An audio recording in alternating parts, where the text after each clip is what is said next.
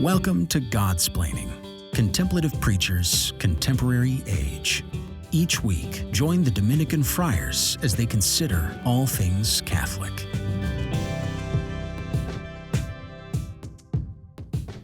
Welcome to Godsplaining. This is Father Jacob Bertrand Janczyk. Today, I am joined by Father Gregory Pine.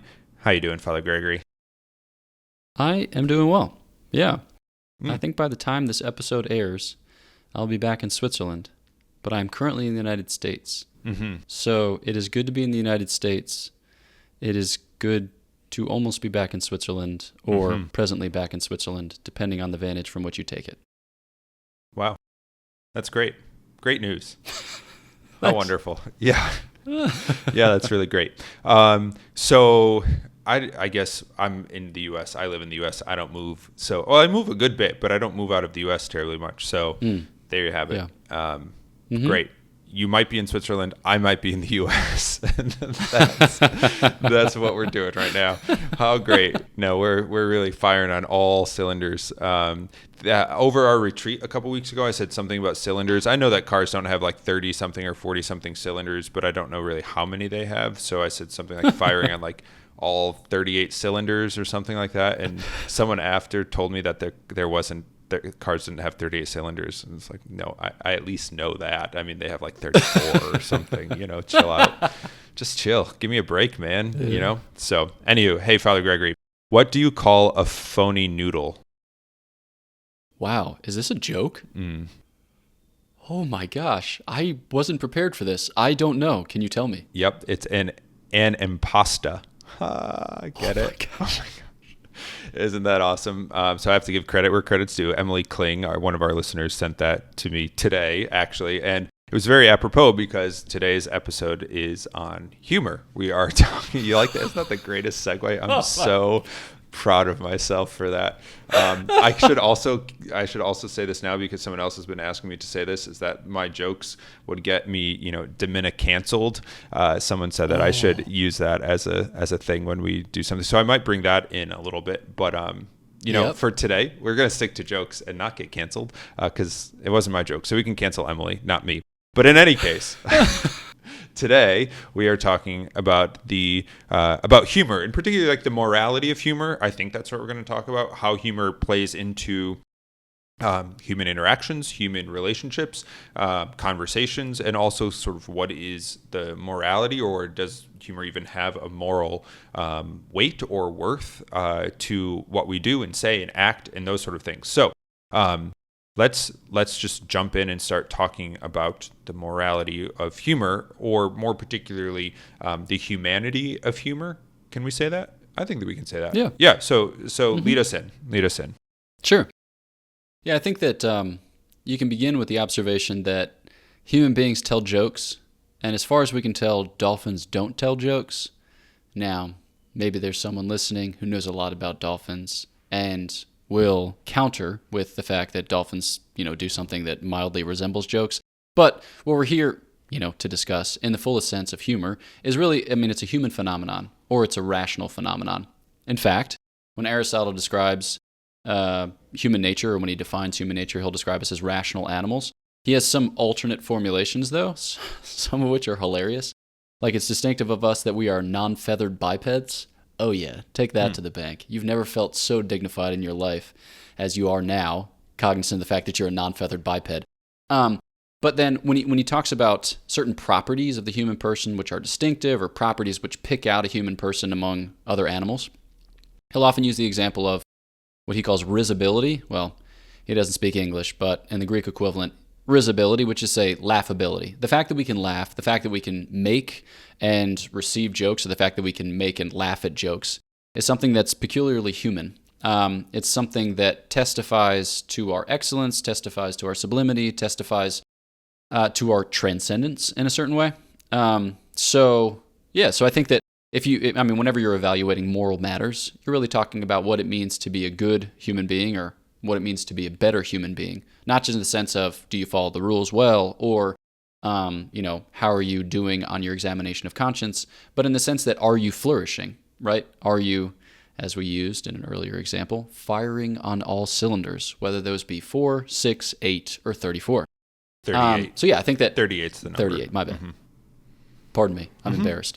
So human is a kind of starting point for evaluating moral. So those would be some intro thoughts. Yeah, and I think you mentioned the sort of the intelligence factor, or kind of perhaps for what I want, the point I want to make, an engagement factor. The way humor is part and parcel of our ability to engage in what is going on around us. All different types of humor, whether we're making a joke or understanding something to be funny because of a certain particular situation, or the way something's played out, or the way, whatever it might be. And here, I think of when we talk about, or when people talk about learning a language, and a sign of being fluent, or at least like proficient enough in the language, is to understand humor in a different language and the context. Because what might be funny even in English, even if you were to translate it into another language, literally or directly over, the joke might not be a joke. It might just not be funny because it's not humorous to people who speak a different language or live in a different part of the world. But that in our ability to engage in human relations and observe human relations and these sort of things is it's not that humor. I don't think humor is the absolute foundation, but is indicative of our engagement in interactions with people. So when Aristotle, who's much smarter than I, of course, identifies like risibility or humor ability as being uniquely human, there's something true. We can kind of observe it. There's something observable about that. It's interesting too, as you were talking, Father Gregory, to note that like if it's something human, then it's also something that pertains to like the imago Dei in some way. Like it requires our intellect and to understand and to participate in human. So there has to be some sort of goodness to it too. I guess we could at least posit. I don't know. Yeah. It's interesting. I was trying to pick out exactly, well, without taking a deep dive into 20th century philosophy of humor, I was trying to pick out what is it about humor that is, particularly intelligent, or what is it about humor that's particularly human? And I think this idea of humor always entails a kind of distance from oneself, in the sense that, like, we say that person is humorous or lighthearted, who's able to take a joke or able to make a joke about himself. There's a way in which humor is kind of part and parcel of transcendence. So because we are intelligent, right? We exercise many of our human activities through bodily organs, but intelligence, while it does make use of the brain, as it were, it transcends the brain, right? So it's not wholly kind of encompassed by, it's not, what will one say, delimited by a corporeal organ. And that's one of the arguments that Aristotle gives in the De Anima for the fact that the human soul is immaterial, and the tradition subsequent to Aristotle.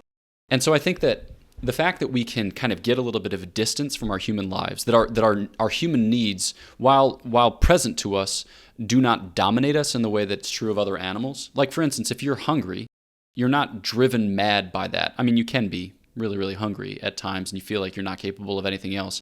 But you can choose to continue to be hungry until the end of the day because you're fasting for a particular intention. So we can put a little bit of a distance between our immediate experience and then our kind of commentary upon, or our thoughts upon, that experience.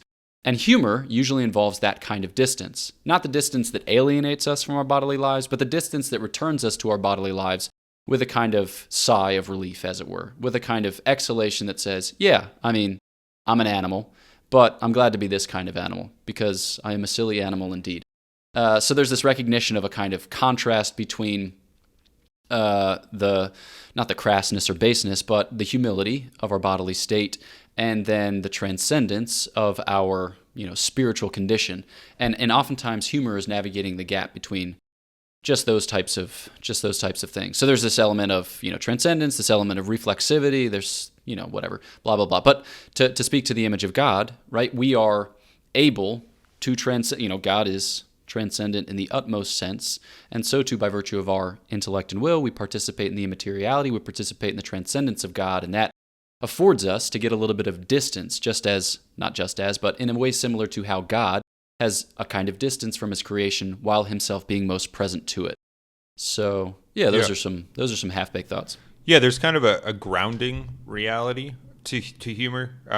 We hear this even in just like common parlance about people who take themselves too seriously, to like chill out, don't take yourself so seriously, you can't take a joke, like those type of things. I think there's a reality to that. And in a sense, humor introduces, as it creates some distance, as you were describing, a sort of recreative quality to it. It can be a relaxing thing, a rejuvenating thing, a means by which, as you said, we can exhale or take a step back from the toilsome reality of human life and the burdens of human life, to just sort of laugh or tell a joke or be made the butt of a joke in good ways. Those kind of things. It helps alleviate some of the difficulties and the burdens of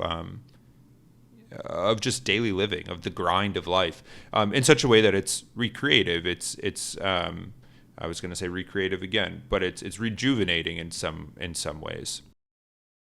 Yeah, I think there's this kind of recognition that human life is too hard to take seriously all the time. And that's not to trivialize the very real concerns and trials that people experience. But there comes a kind of recognition that we just can't bear it, right? T.S. Eliot says famously in the Four Quartets, humankind cannot bear very much reality. And so we need to introduce a note of humor, a note of play, so as to be able to continue onward, because apart from it, it just proves insupportable. And it's interesting, when St. Thomas talks about play, he talks about it in the context of modesty. So he's got these kind of different species of modesty. Interesting enough, humility is one of them, and then studiousness is one of them. But then he talks about modesty of kind of comportment in life, among which he names this particular activity, exercise, virtue, eutrapelia. And he starts with this fact of the toilsome nature of life. And he uses this image from Cashin's conferences where, monks overhear another monk being somewhat lighthearted, and they're like, whoa, don't you believe in our Lord Jesus Christ? There's like some serious conversion that needs to be undertaken. To which the monk responds, listen, if the bow is always strung, it ceases after a number of however long, weeks, months, years, to be effective as a bow because it kind of gets overtaut. So every once in a while you have to unstring the bow, because we as human beings, as embodied creatures, just can't rely upon our corporeal nature to endure all of the various things that we put it through. And so sometimes you just gotta, like we said, exhale or take yourself a little less seriously in the sheer kind of abandon that comes with a recognition. Yeah, it's just too much. And that's okay, because I don't need to be the one who makes it work, as it were. I can rely upon God for that. So there's a kind of lightheartedness at the heart of this recognition that, we're silly creatures and life's real hard, but we can't take it too seriously. Or, what will become of us? We'll just be sour-faced saints, as Pope Francis once said. I think that kind of brings into focus this fact that it's recreative. It returns us to our humanity. It gives us back a hold on what's good in life, on what's enjoyable in life, maybe just in a very simple way. Yeah. Well, with that, let's pause and take a break. We're kind of nearing the middle. And when we come back in the second half of the episode, we'll talk about sort of the use of humor in friendships with other people, kind of its place, its appropriateness. And I think in looking at those things, begin to talk about kind of the morality of humor. And then we'll talk about some forms of humor too, and how those fit in: good, bad humor, what is actually virtuous and constitutes, growth in virtue and goodness and godliness and those sort of things. So stay tuned, and we'll be back in just a minute.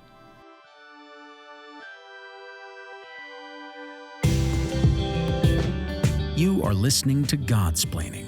Visit us at godsplaining.org to listen to our episodes, shop our store, and donate to our podcast. All gifts go to improving the podcast and bringing the gospel to more listeners. Thanks for your support. Welcome back to Godsplaining. This is Father Jacob Bertrand, and I am with Father Gregory. And on today's episode, we're talking about the morality or the role of humor in human life. So I guess, just like we did at the top of the episode, hey, Father Gregory, how do monsters like their eggs? Oh my gosh. Oh, I don't know. Mashed? No, I don't know. Oh my gosh, mashed. No, Terra-fried. Get it? Oh, that's so good. Okay, another shout out to Ms. Emily Kling and her wonderful jokes. She sent me two, and we have two parts of an episode, so I thought, might as well use both, right? No? Okay. I mean, we're laughing. Probably uncomfortably, but, that's all right. No, this is the reason for which we divide episodes, so that when we have episodes about humor, we can tell two jokes at the top of each half. So at long last, we have come to the discovery of the reason for which we divide episodes. It now makes sense. Yep. 2 years later, it has been realized. It is finished. That's it. Thank you, humor. So, yeah, so at the top of the episode, the first half of the episode, we were talking about how humor is human and recreative in our humanity. But let's talk a bit about how humor, you started to talk about this, but how humor factors into play and how that where the appropriateness of that comes in. Because I think in thinking about making jokes and kind of being a jokester, there might be a question of is it appropriate? Is it too much? Is it not enough? Is it something else? How do we begin to adjudicate then the proper role of humor in our conversation, our speech, our relationships? Yeah, I was thinking about this when we were on retreat in New York during Father Bonaventure's conference, which was hilarious.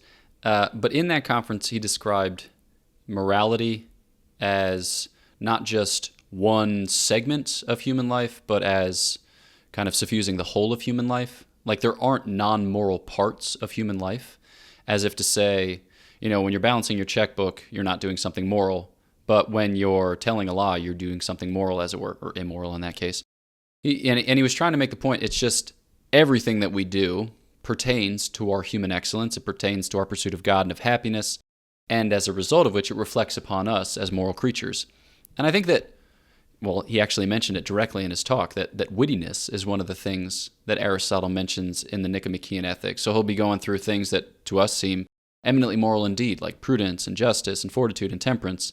And then he just moves seamlessly into things like wittiness, which we would probably, be inclined to think pertains to a non-moral category. Either you're funny or you're not, but we don't think about that as pertaining to human excellence in the moral sense. But I think it's helpful to kind of bring it back into that conversation, because humor is, I think it's a kind of expression of prudence. And prudence is this virtue of human excellence whereby we do the good things that are suitable to time, place, and circumstance. And humor is one of the expressions of doing the good things pertinent to time, place, and circumstance. And we have a kind of inborn sense of this. There are settings for which humor might be thought inappropriate, or there might be things that if you were to satirize them too quickly or too soon after they had happened, it would be seen in bad taste. So there's not going to be a kind of rule-based logic for how you do humor. Sure, there might be canons of good humor, and I'm sure a stand-up comedian could give you great indications as to how you time a thing. But ultimately, it entails having a knack for your humanity and for the humanity of others, so that you can bridge the gap between the exalted things of human life and then the kind of base things of human life, and transition seamlessly among them in such a way as to, kind of make light of our human condition. Yeah, you mentioned... Not make light in a dismissive way. You mentioned humor is falling, all things, falling under the guidance of the virtue of prudence as to dictate when, where, how it's to be used well. And in the first half of the episode, we were talking about humor as having this kind of recreative grounding reality. But like all things, there are pitfalls.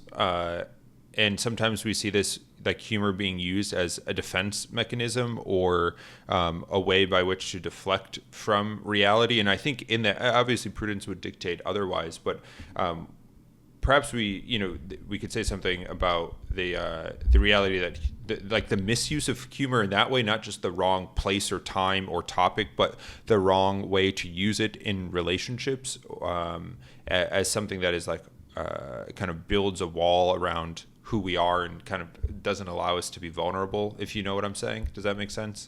Mm-hmm. Yeah. And I think that kind of transitions us into a description of different forms of humor that are currently on offer. I mean, there are many ways in which to be funny. I mean, the knock-knock joke is maybe one of the more basic, but I think you can think about the way in which people presently use irony or the way in which people presently use sarcasm or even crass humor. There are different ways to go about it, And I think that it can be done well, it can be done ill. And I think that that kind of like leads us into the fact of, time, place, setting, circumstance. So maybe just to kind of launch into irony, just kind of thinking back over the course of the past 25 years, I feel like irony has become the lingua franca of the millennial generation. And it's this kind of strange thing whereby people are always willing to slough off their fundamental commitments. It's almost as if nothing is sacred, nothing is basic, so basic as to be unassailable. Like everyone's willing to show themselves ambivalent towards practically every aspect of life, even the ones that would be most sacred or the ones that would be most intimate or personal. And I think that irony can be used well as a way by which to alleviate maybe like tension in a situation. So somebody's, being real uppity about something, somebody's being all twisted in a knot, and you kind of want to relieve some tension and do it in such a way that you don't escalate the situation. Sometimes a kind of ironic joke can be a way by which to go about that. But if irony leads ultimately to your friends not knowing whether you're ever being serious, then that would probably end up being excessive. If people can't actually gain purchase on what it is that you care about because you're in the habit of basically making fun of everything or distancing yourself from everything, then that begins to imperil your humanity rather than returning you to it. So, that might be just one example of the kind of time, place, circumstance that we're describing. Yeah, I think sarcasm too, in this kind of list of modern forms of humor, falls into similar descriptions of it when it's being used poorly. So it can, you can make sarcastic kind of jokes for the same reasons that you might make ironic jokes or other jokes, so as to make a joke for the sake of making a joke, or lightening up a situation, or whatever it may be. But sarcasm also, in a particular way, I think has the ability to corrode like truth telling. Not that telling a sarcastic joke is lying, but that it becomes difficult. Somebody who is always sarcastic or always and everywhere or inappropriately sarcastic, it becomes very difficult to gauge who they are and what they're saying and actually what they think about things if everything comes out as kind of a sarcastic, kind of snide comment. Because there is used excessively or inappropriately, it begins to erode the ability to have like a real sort of thought about somebody else. And what I mean by that is, if you interact with somebody who's terribly sarcastic all the time, you just never really know what to think about them or what they think about things. And that, in the end, kind of erodes even further the ability to have a relationship. Because if you don't know where people stand on things, what people think on things, if you can't rely on a sort of an honest word about something, you're kind of at a loss with respect to the relationship and that sort of thing. So I'm not saying, and I know when you were just mentioning about irony, that these irony and sarcasm are not, inherently wrong or evil, or that like an ironic joke or a sarcastic comment are not inherently evil or vicious. But you can see how, like with anything, they can become vicious in their use or their misuse of what they are intended for. Yeah, and I think both of us are ironic and both of us are sarcastic, so I think that we're probably going to end up coming out on the side of defending these modes of humor, because you'll find other people in the conversation who are a lot more, what would one say, guarded in their approbation of irony and sarcasm. So some people, you'll hear it said sarcasm means dividing of the flesh or tearing of the flesh, and that it's a form of humor that can only alienate, that can't actually bring about a good result. And I think that, to me, that goes a little too far. But I think it might just reflect the fact that sarcasm is not appropriate for many times, places, and circumstances. And if the other party is inclined to think in such a way, then maybe it's not appropriate in that circumstance, because you're probably not going to move them from their position, and it might actually disedify them in a way that becomes disruptive. Like in those particular circumstances, you're trying to find a common language that unites people. You're trying to find a common language that actually generates human communion, because that's the goal. You think about all of these things as in some way pertaining to the virtue of affability or friendliness. These are ways in which you are present to another human being so as to set him or her at ease. It's not to make a public spectacle of another human being. It's not to do it in such a way that you expose another person to ridicule. Rather, it's for the purpose of generating genuine human communion. And I think that brings to light another aspect, too, of some of these forms of humor, is that they tend to be kind of inside jokey. So there are certain modes of humor which will only really work in a certain generation, and if you try them beyond that, oftentimes they fall flat. And that, I think, is another reason for which one might hold off, right? If you're in a situation where you're hanging out with your nieces and nephews and your parents and your grandparents, and you just go for, I don't know, like you pass around a meme and your grandfather's like, I have no idea what this means. Like, okay, that didn't attain to the desired end. Should I explain it? Should I quit? Yada, yada. But that's just to say simply that humor ought to be able to kind of bridge gaps rather than emphasize them or exacerbate them. Maybe that's just another consideration to bring into the mix. Yeah, I mean, the inside joke thing is always dangerous because it solidifies an otherness that for those who aren't on the inside, that they are not part of this or that group, which can be, when you're on, it can be a great thing to feel welcomed and part of a group, but it also can be a super isolating thing when you're in a group and you realize that conversation and jokes have are conversations and jokes that exclude. So there's a sort of like, I guess, as we're talking about this, there's like the good use of humor has, as you've already said, the kind of an affability. It encourages friendships, relationships. It ought to have a sort of like, coming from a man, a sort of like gentlemanly quality to it, and to kind of affirm and rather than like destruct, that sort of thing, if that makes sense. And I think that also leads to a consideration of kind of like crass humor or that sort of thing. Perhaps this is revealing too much about me, but I think I remember from when Downton Abbey was a thing.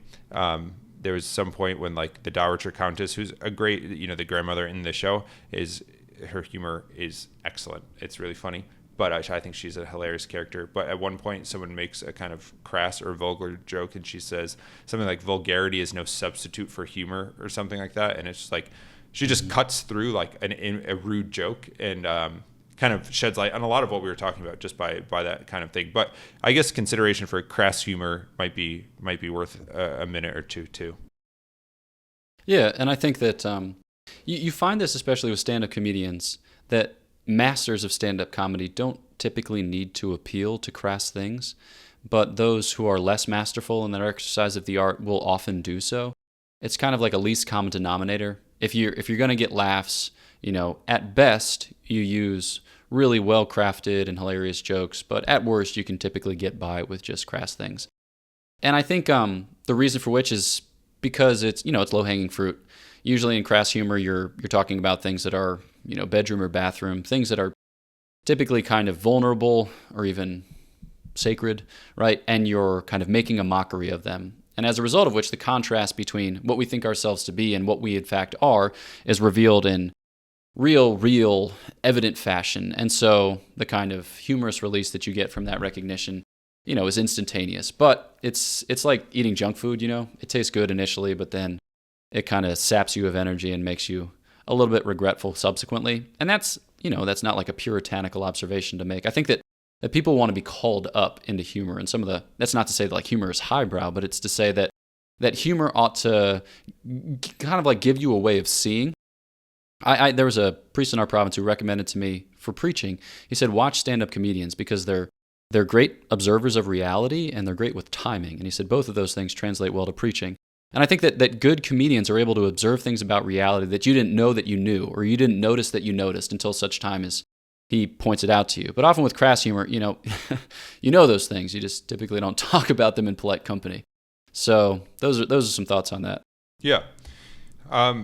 So wrapping up then, any summary thoughts on humor, where it sits, where it doesn't sit, how it should be used? Summarize for us, Father Gregory.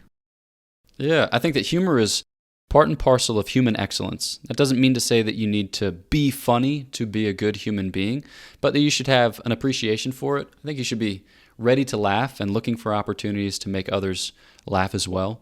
And I think that just like any other human excellence, it's the type of thing which will often take a lifetime, not necessarily to master, but to improve upon. Fortunately, the entry requirements for heaven aren't so much mastery as they are willing a higher state. So if you're not especially humorous, I wouldn't say like, okay, content yourself with not having developed that aspect of your humanity. I think it's worthwhile to kind of listen to some hilarious comedians or watch some Netflix specials of hilarious comedians and to try your hand, get a bad joke book and tell a couple of jokes about impastas. Savage, unbelievable. I can't believe that happened on the podcast, and just go from there. And I think that while some of it may potentially be embarrassing, it'll be formative. And even if your face turns real red, take heart. Mine continues to turn real red every time I speak for longer than 15 minutes. So it's not the worst thing that could happen to you. There you have it. Don't be terrified to try out humor. Oh, love it. Great. Well, thanks so much for tuning in to this episode of Godsplaining. Thank you, too, for your support of the podcast at large. Feel free to like us, share us, do all of those things that help us become more and more famous, because that's really what we're after. Thank you, too, to our Patreon supporters, to those of you who help make the podcast be what it is and continue to grow and expand and reach more and more people. We are, speaking of expanding, we're expanding a little bit of our content. So we have been for the last several months having an episode of Guestsplaining on the first Monday of the month. And we've recently incorporated Livesplaining on YouTube, where you get to submit your questions to Friars live. So we will be upping those a bit. So the first and third Mondays will feature guest episodes coming up. And then the second and fourth Fridays will feature Livesplaining episodes at 3 p.m. Eastern Standard Time. So check those out. We're not kind of throwing these at you to overwhelm you, but just to offer a little wider content. And, so if you like some stuff, listen to it. If you don't. That's perfectly fine. Know that we are, of course, praying for you and offering masses and rosaries for you and all of our supporters. So thank you again for that. And until next time, God bless. Thanks for listening to Godsplaining, a work of the Dominican friars of the province of St. Joseph. Follow us on Facebook, Twitter, and Instagram. Leave a review on your podcast app. And visit us at godsplaining.org.